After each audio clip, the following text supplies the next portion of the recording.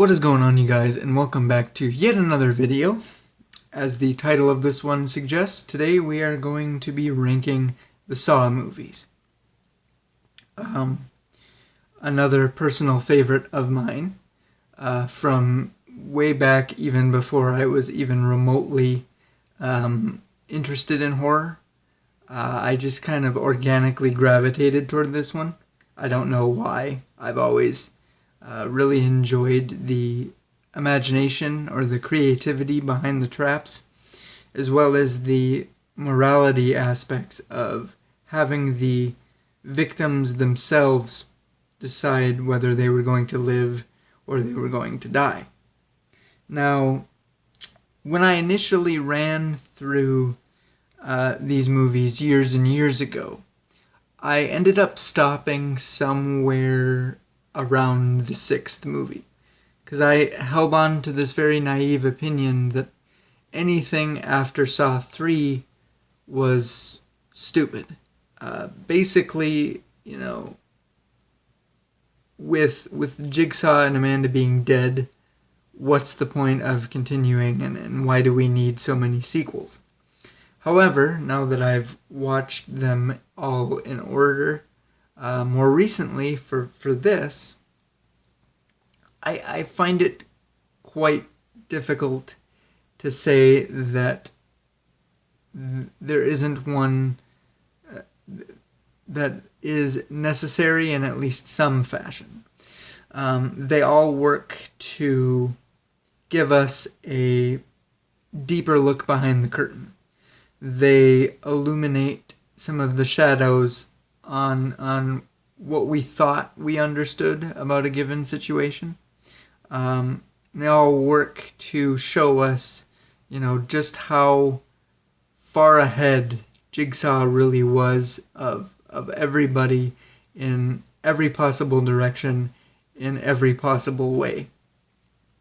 And narratively, they really have this flow to them of showing us how connected Jigsaw is to everything and how he is really at the center of everything that's going on. Which is really just a cheap segue into the worst movie on my list, which is Saw 7, Saw 3D, Saw the Final Chapter, however you know it. Essentially, this is what you get if you just take everything that I just praised about these movies and didn't apply anything to it. This movie is a complete car wreck. This is the movie that stuck out to me as okay, this is the one that exists purely to get Saw to that 7 movie mark. This is the one that exists to just squeeze every last bit of gore, shock value, whatever you're looking to get out of the Saw name, they worked super hard to squeeze out of it. Here,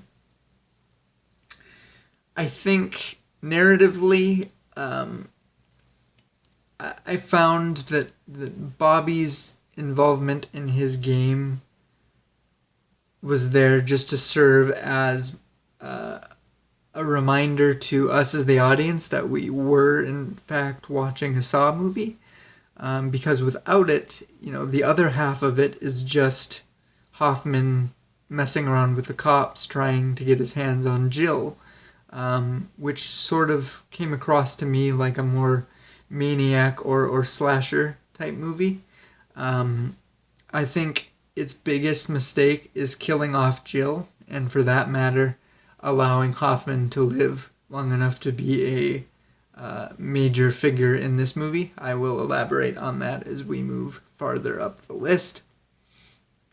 And even the coolest thing that this movie does in really circling around on itself and surprising us with, hey, not only is Dr. Gordon, who is the first victim, I guess, in the first movie, not only is he still alive and has been this whole time, but he's been brought into the fold as an apprentice, or at the very least, an insurance policy should things not go quite the way that Jigsaw intends for them to. And the problem with it is that it doesn't go anywhere. It's got nowhere to go. They just leave it open. I mean, this movie, for being the closing movie to this franchise, because remember, at the time, this was supposed to be it. I don't know that there was a Jigsaw or a Spiral or anything else meant to happen. So, you know, looking at it from that point of view, this film is just a bag of loose ends that don't really get tied up, or you don't like the way that they get tied up. And it's just a really, really crappy way to say we're done.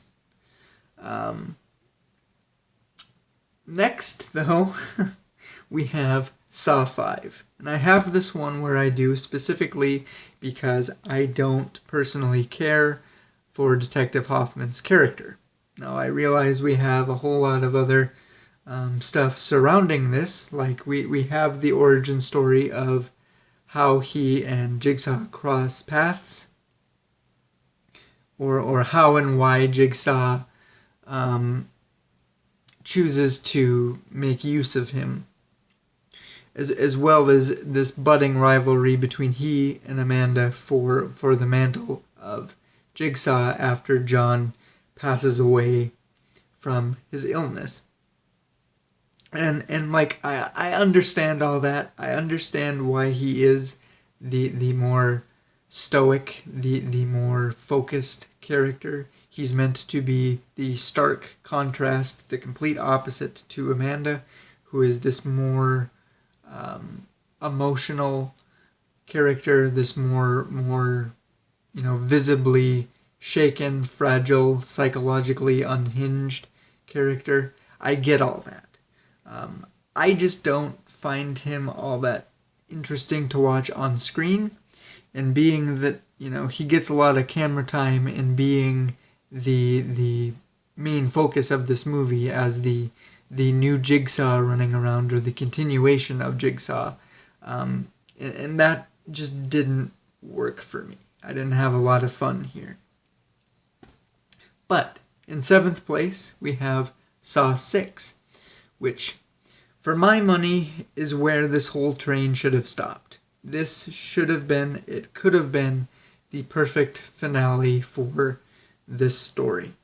And the reason why is it all comes down to Jill as a character, who is Jigsaw's wife, for those of you who don't know. And the thing about Jill is that she wasn't around, I would say, at the very beginning.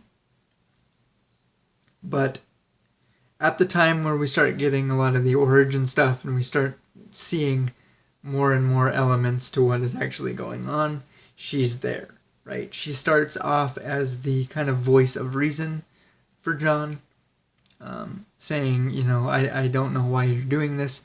I don't know who you are anymore. But as things start progressing and unfolding, her perspective starts to change, and I think she gets a little bit more involved in the things that he is doing. And if you really think about it, she, in some way or another, is his truest motivation for everything that he does. Yes, they've had a ruined marriage. Yes, they've had a lot of things happen between them. A lot of tragedy, a lot of hardships, a lot of things like that. But at the end of it all, ex-wife or not, she is the primary motivation for him doing everything that he does. So much so that in this movie, he even tells her, when it's all said and done and this is all over, I will make a way out for you. So when she kind of circles back around at the end of this film to carry out John's last wishes of testing Hoffman, I really think the right move here would have been to have him fail and die. Because what that would mean is that Jigsaw and everybody associated with his murders is gone. And if the murders were to stop, there's no one there to suspect her. There's no one there to pursue her any longer, which basically means, if she keeps her nose clean, she could possibly just ride off into the sunset, which functionally would be her logical way out that John was talking about. And I think it would be not necessarily a happy ending, but a decent ending for not only her, but I think if you consider Jigsaw's master plan, everything that he was doing and everything he sought to do, it would just be a really solid way to have it all end with his wife, his motivation for everything being the last one standing. That might just be me, I don't know. But above that, we have Spiral. Now, initially when I heard about this one, more so when I heard Chris Rock was attached to it, I was quite apprehensive. I immediately thought that, okay, he's doing exactly what Jordan Peele did. He's following in his footsteps of trying to do something creatively that is super far removed from anything he's done before, anything that we would expect for him to do, which I respect. I absolutely, I can get behind that idea. It's just that I have never really been the biggest Chris Rock fan as an actor or a comedian. I respect what he does, what he has brought through to those industries respectively, but I personally just have never really been all that into him. So I wasn't really quite sure what it would mean to have him associated with a Saw spinoff. What I will say is that I was able to go into this with quite the open mind, and I think I owe that a lot to Jigsaw, as far as, keep maintaining my optimism for what the Saw series could be going forward, the directions that it could go and everything like that. So I was able to go into it with a fairly lowered bar. My expectations weren't too high. I just went into it open. And you know what? I really, really enjoyed this one. I enjoyed the story quite a lot. For me, it had the spirit of a Saw movie, or it was what I believe a Saw movie should be. I think the biggest hurdle for me was that it just wasn't my Saw. When you watch all of these movies in a row and you kind of get accustomed to the Jigsaw character and kind of the web of how everything works and all these people are connected and everything, this is just noticeably different. It's not Jigsaw. It's not Billy the Puppet. This movie is very much setting out to do its own thing, which I have grown to appreciate. The Saw franchise is no stranger to the detective story, somebody who is trying to solve the murders and put an end to them. And I quite enjoyed the character development that we get to see in Zeke as not only the ups and downs and the turmoils and the struggles of trying to be the guy to catch the killer, but also as somebody who is trying to, be a good and decent cop in an otherwise dirty, corrupt precinct. I think the only real negative that I would give it is Chris Rock himself, or specifically his acting. Now, when he is just being himself and applying a lot of banter and a lot of that quick-witted humor, I really enjoy that side of his character. But when he is doing his best to come across as more intense, serious, dramatic, things like that, that's really where he starts to lose me. Because for whatever reason, whenever he is supposed to switch those gears, he makes a lot of stupid facial expressions. Be it either this weird, like, squinty, puckered face, or this wide-eyed, like, death stare into the camera. They're just really comical. I laughed harder at them than I probably should have. And it's not something that ruined my experience, but I think it did kind of take me out of the immersion a little bit, because, I'm trying to buy into the character. I'm trying to buy into the tone and the heaviness of the situation that this movie provides me, and it just, I just couldn't, let that escape without notice.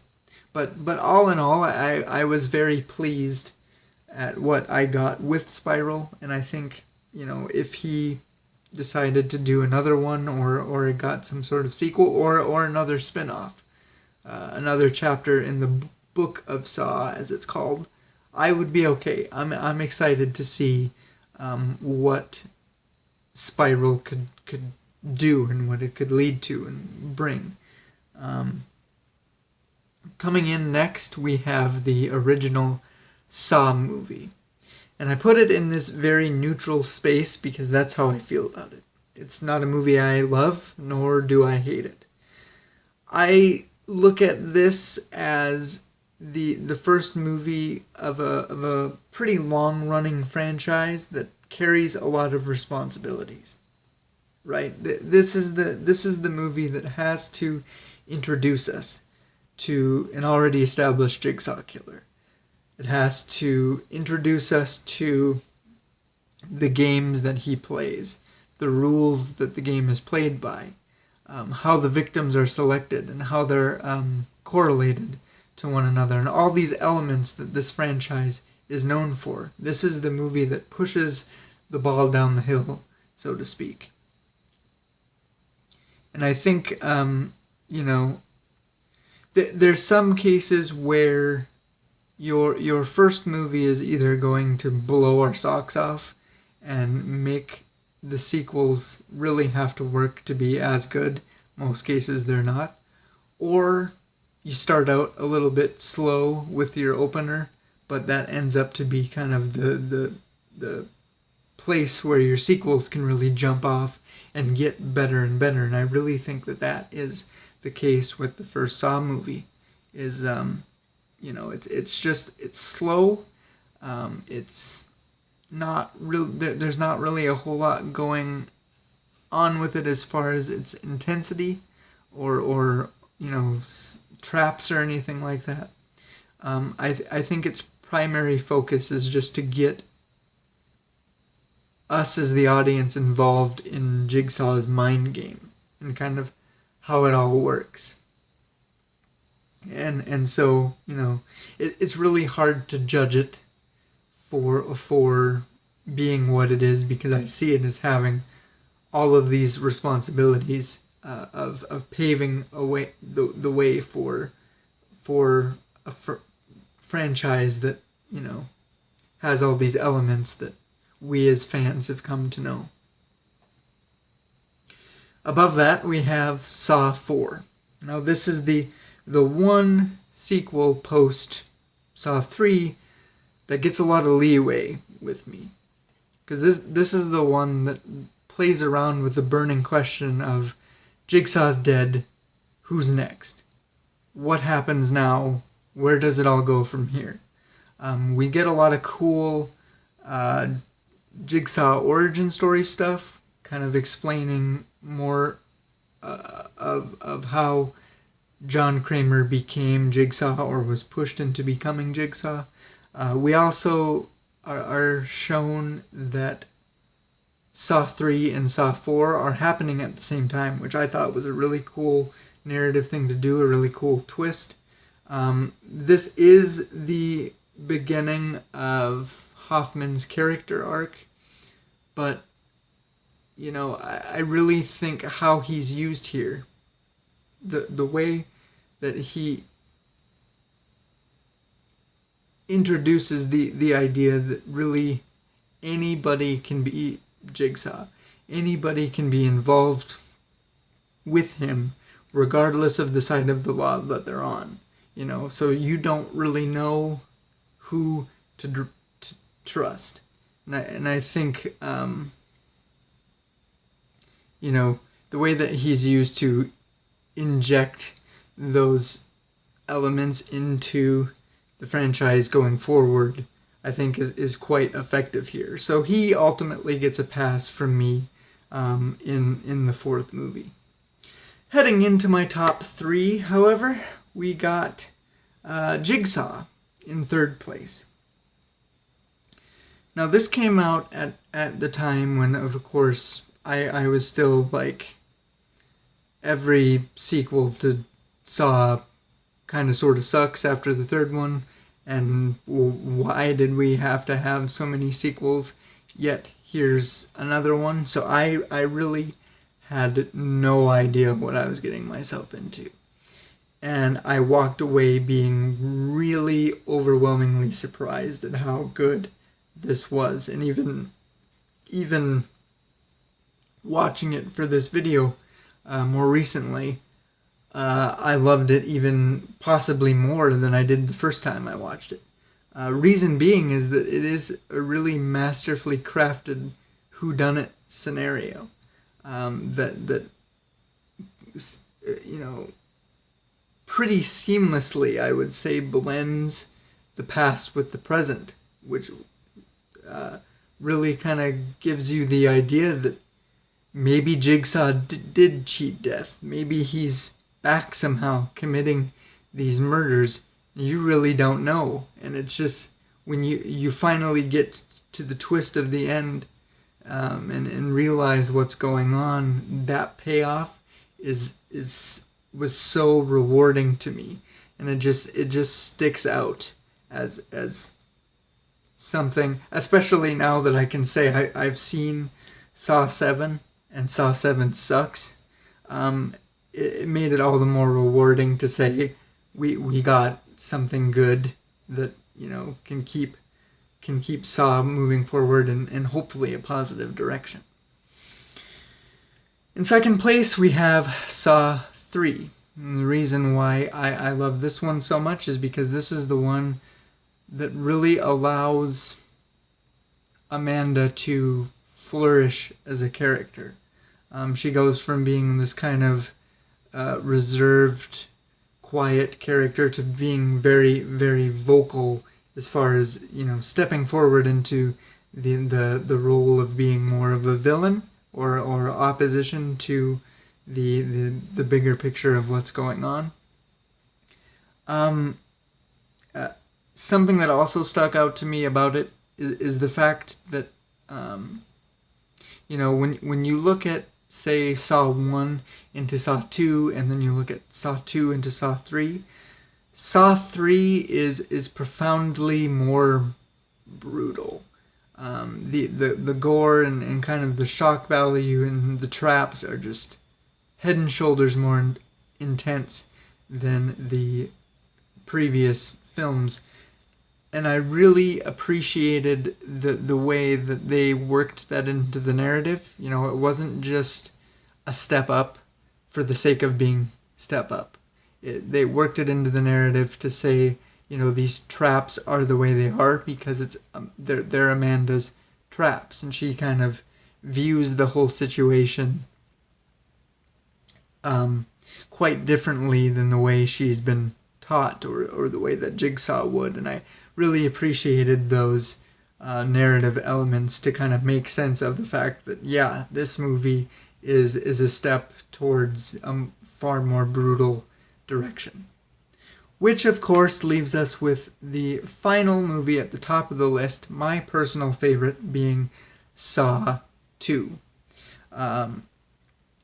Narratively, I would say that I love this one so much because, for one thing, we really get to see Jigsaw here. We get to see Tobin Bell bring John Kramer to life the most. This is the first and the most real interaction that we as the audience get with him on screen. I love it also because there's a lot of organic tension that comes from this. You know, it's instead of two people being involved in the trap, it's multiple people. It's a group of people, and you have to figure out why they're there, why they were chosen. Then you have the tension of, once you figure out that they're all, people that the detective chasing Jigsaw has put away, and they're in there with the detective's son. There's that element of tension of, oh my God, something bad is going to happen to this kid if they find out who he really is. And just the idea that his father has to watch that kind of unfold as they are trying to win the game and ultimately, one by one, succumbing to a nerve gas that causes them to bleed from every orifice. So there's that tension as well, as they're on the clock. You don't want them to find out who the kid is. And it's just, there's just so many different elements of tension and anxiety here that really stuck out to me narratively. That is just such a jump in a positive direction from the first one. This probably, in the grand scheme of things, this is probably going to sound pretty lame, but this has the most memorable trap to me. When Amanda gets pitched into that pit of needles, and I just have that image burned in my brain of her coming up and showing her arm, and she's just got needles jammed through them all over her. And I don't know why that impacted me so bad, but even watching them even recently, like, that is still something that I'm like, oh my God. And that just has always stuck with me after all these years, and just made, there's so many elements to Saw 2 as a sequel, both narratively and the things that happened, that just stuck out to me and have, regardless of the number of movies that we get. So that is essentially my list from worst to my favorite Saw movie. Unfortunately, that is every movie that this franchise has, but if you've paid attention to my game collection videos, you know that I do have the Saw games, which I hope to play through and review relatively soon. So if you're a die-hard fan like I am, just hoping that I do more Saw content, definitely keep an eye out for those. But until next time, guys, take care of one another, and we'll see you later.